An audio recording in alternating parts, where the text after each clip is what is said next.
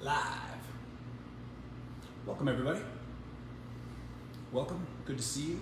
We'll wait a second, let a few people pop on here. If you guys pop on, and if you watch this afterwards, just do us a favor, leave us a comment as to where you're watching from, because we love to see that stuff and check things out. Carrie, awesome to see you.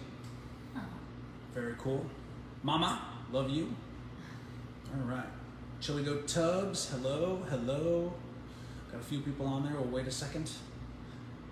How you feeling, Carrie? Hopefully all is well and nights are quiet and gentle. All right. We'll wait a second and we'll get rolling here.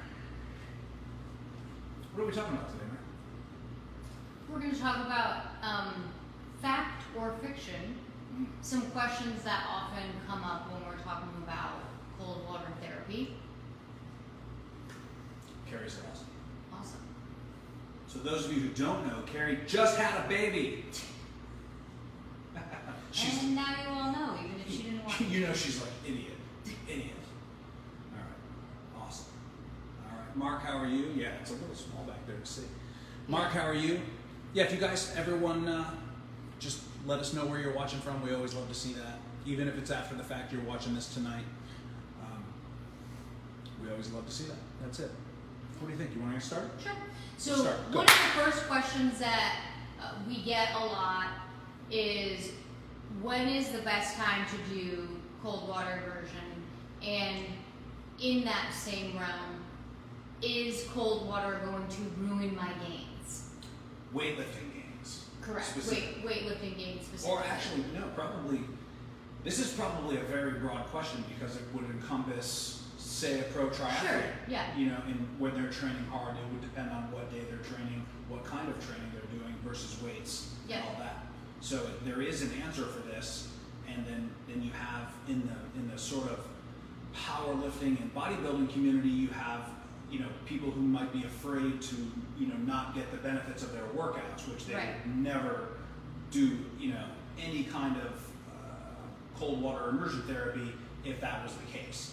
And mostly because cold water therapy reduces inflammation. So if the goal is to reduce inflammation, then it is obviously a great therapy. But sometimes athletes want a level of inflammation, especially if they're building muscle. So if the goal is to actually build more muscle, then you would not want to do cold water therapy post-workout. And a lot of times we recommend to a lot of the customers that we've spoken with to do it pre-workout anyway, because it is probably the best pre-workout you could take in terms of waking yourself up and getting yourself going. And getting a little angry? Absolutely. So it's definitely super beneficial pre-workout. And again, if your focus is muscle building, then we would recommend pre-workout for sure. And if you're going to do it post-workout, then definitely wait at least 5 to 6 hours before you were to get in after a workout. Again, that is if your goal is muscle building. Right. Now, we're both CrossFitters, so during a CrossFit competition, you will have athletes getting in cold water in between events. That's different. They're not looking for the benefits of those workouts to improve their performance. They're looking to survive the competition and or win. That's a different thing. They're bringing down inflammation in their muscle soreness. And reducing pain. Yeah, reducing pain, which it's so astounding. If you haven't tried this, and I'm an old weightlifter, you know, there's young weightlifters and there's old weightlifters, and I would classify myself as an old weightlifter. 35 years of lifting weights, and which is just a staggering number to me. That can't possibly be true, but I think it is. And so there's also the level of age is involved. Right, yeah. So depending on your age would also dictate what you can get away with as far as doing cold immersion therapy after a workout. Right. So if you're in your 20s, male, female doesn't matter. and you did a heavy weights, CrossFit type workout, you do not want to do it afterwards for at least, like Mary said, that 5-6 hours. Whereas I will be 50 this month. I could probably get away with it right afterwards, but I don't, and I'm not looking to gain any more muscle tissue, but I don't want to lose any muscle tissue. So I always do it before, but I also want to elaborate on that, is that, in the morning when I wake up, that's when I'm feeling everything the most. Right. And when I say feeling everything, I mean my life, my age, my life choices, my training regimen, and the whole thing. So when I'll come in and we'll do cold, and I'm 1 hour before the gym, and then preferably I like to warm up naturally and not end on a hot cycle. If it's really cold, sometimes I will admit that I will end on a hot cycle and go back and forth, cold to hot, and end on a hot cycle. Sometimes when it's really cold outside, I just don't love having my feet cold for 45 minutes afterwards. Yeah. So I kind of take the low road there, and but that's the truth. And I think that if you were doing 2 workouts in a day, which is pretty rare, but if you might go in between the 2. Right, and that makes sense. And then also, once in a while, and the thing is, there's also the factor of logistics. So take into logistics. So Mary lives about 5 or 10 minutes from here, call it 7.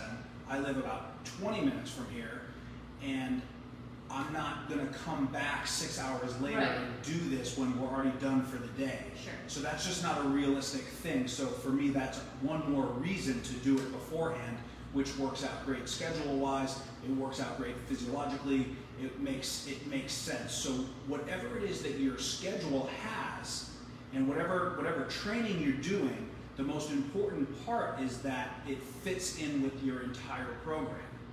Okay? So let's take some endurance athletes. I was just going to say. Yeah, we have a bunch of pro triathletes who are just amazing athletes, and they work like dogs. I mean, just unbelievable training, volume and regimen, and they all have the cold tubs, and they're using them like crazy, and it helps you heal faster. No freaking ifs, ands, or buts about it, and you can feel it immediately. And one other group would be like sports, team sports, so like baseball, football, soccer, especially for those elite athletes. Oh my God. After a game, and let's say you have one, maybe even later that day or the next day, the cold water therapy is really great to help reduce some of that inflammation, reduce pain, and get yourself ready for your next event. And so just a little bit depends on your goals, but cold water therapy is definitely going to be super beneficial for athletes. And I think most of those athletes, if they were playing in college, they've already done this. They already know. Right. So it's interesting. You see, like, we know who's purchasing the tubs. We know the age group. We know that who has the most benefits. It's one of those things that actually, the older you get, there's even more benefits, which is great, because as we're aging, there's not a lot of things that get better with age, and that's one of them. So, but you'll see, someone in their 20s, I used to do this in college, I love this. Yeah. And they just get in there. Or I hate it, but I know that I absolutely need it. And they get in there and they're just stoic, there's nothing on their face, and they've done it a million times, and it brings all that inflammation down, and that muscle soreness and pain is gone. I just wish I could snap my fingers and anyone watching this could feel that benefit that's immediate. And then the mental health stuff. Well, and that's just one of the other things that we get asked a lot about. Well, I'm not an athlete, I don't need one of these. But that's not true. There are so many physiological and mental benefits to using cold water therapy that it doesn't matter if you're an athlete, if you're working out at all. Anyone can benefit at any age from doing cold water immersion. Even although, as if you're a younger person, child, and your parents want you to get in or you want to try it, you want to keep that super low in terms of time. maybe a minute at the most. But as you age, like Ben was just saying, there are some really significant benefits for inflammation, increasing your mood, increasing your focus, and body temperature regulation. Yeah. Remember my mother? Yes, yeah. She loved, so my mom, a couple years older than I am, just a couple, and she hopped in here and loved it. It was hilarious. I have to say, I sort of thought you were gonna be like, this isn't for me, I'm going back to my swim spa, I'm out of here. I half expected that, maybe 2/3 expected that, and then my mother hops in there and is like, oh, I love it. Oh, I feel great. I'm always hot, I feel amazing. Yeah. And we're sitting there laughing, hysterical, and it just goes back to show that you never know who's going to get in there and say, oh, this is not for me, and who's going to get in there and say, this is amazing. Yeah. And she freaking loved it. Maybe more than anyone I've ever seen. For the first time, for ever. sure, yeah. Yeah, it was awesome. So that's actually really great, because we try to keep these a little bit more condensed, so we move a little bit quicker here, but that brings us to one other thing that a lot of people ask about is how quickly do I see benefits from using cold water? And sometimes there are immediate benefits. You will experience immediate benefits, especially mental. So if you, like me, thought I would never do this, I'm never getting in cold water, I hate it, it's terrible, the feat of getting through it and then getting out, the adrenaline that you feel and that high of completing something that was really difficult, maybe not for everyone, but for someone like me, I literally hate cold water and this is awful. But getting out, I had that almost euphoric feeling that I actually made it through this, 3 to 5 minutes, and that is a benefit. I mean, coming out with a more positive mood than certainly before I got in is good for every single human alive. I mean, Ben comes in the morning and uses this and can immediately feel less achiness in his knees. It's gone.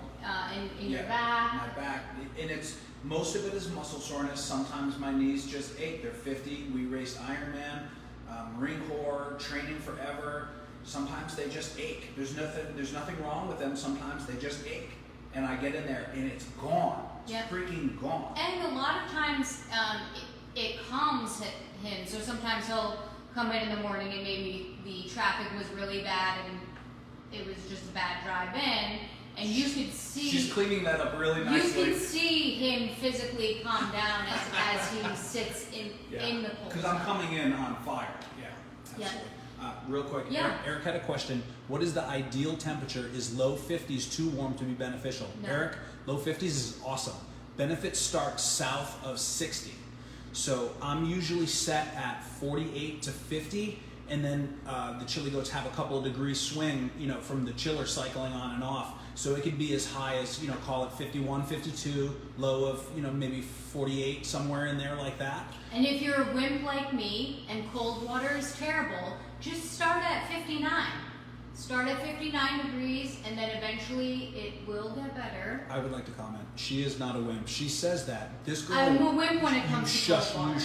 She walked an Ironman marathon with a broken foot. 26 miles she walked on a broken foot. You are not a wimp. That didn't scare her, but getting in the tub of water does. Yes, exactly. There's something wrong. But then you can gradually lower the temperature or increase the time that you're in it. I will say that going in cold water at these temperatures does put stress on your body.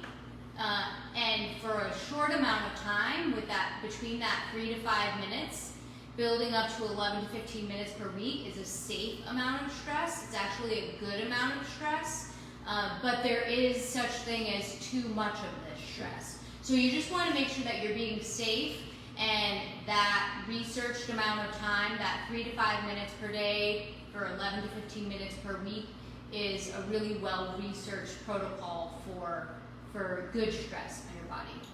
And, So- and back to Eric, so I'm doing, so right in that same range, call it 50 degrees for 5 minutes. I do 5, I've been doing this a while. Not that that's extreme, it's really not, it's sort of middle of the road.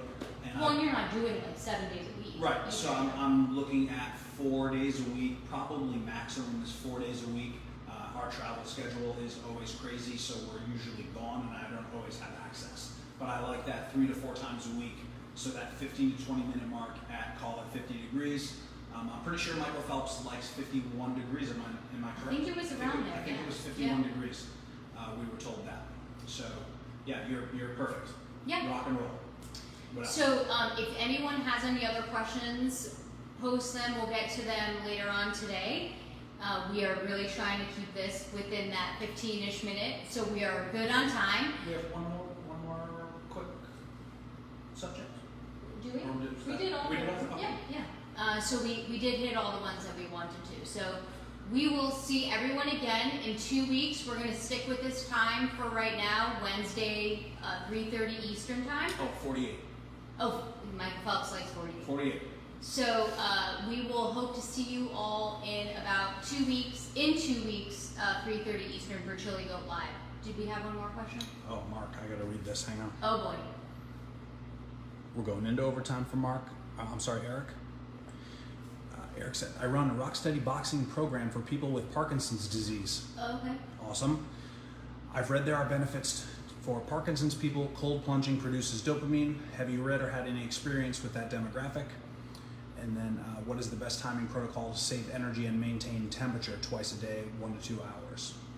What is the best timing protocol to save energy and maintain temperature twice a day, 1 to 2 hours? Mark, I don't understand that exactly. Hit that question again. Mary, any thoughts on We that? actually have there's a location, I think it's in Utah, and they are successfully using it. They love it. They have a very similar With the Parkinson's. with the Parkinson's, Yeah, and absolutely. their clients are loving it. They're seeing decrease in their pain and inflammation, and they're seeing some really positive as a mood enhancer. So definitely, just speaking from those customers that they are using it, I can look up to see if there's some additional research that I can comment here for you later on. But if you're asking about keeping this running all the time, you do want to keep this plugged in and running all the time so your water is constantly moving. It is super efficient.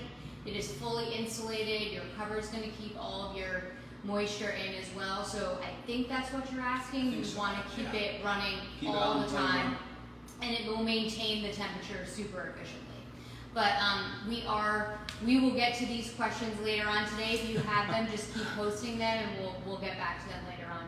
We'll see everybody in Yeah. 2 weeks. Yeah, Mark, keep it running. Yeah. Because if it's cold, it's insulated. It's not even, the chiller's not running. It's just a circulation pump, but it is filtering the water and keeping the water clean. So Yeah. keep it running. And Eric said, thank you. Now to get them to try it. Yes. You know what? Most people are interested in their pain and getting rid of it and comfort. Yeah. Anything that anyone, especially those folks, can do to increase comfort, they'll probably be game for. And again, start it at 59 degrees. Don't start, you don't have to start at 41 degrees. Don't do that. Yeah. All right, guys, we'll see you in 2. Have a good night. All right.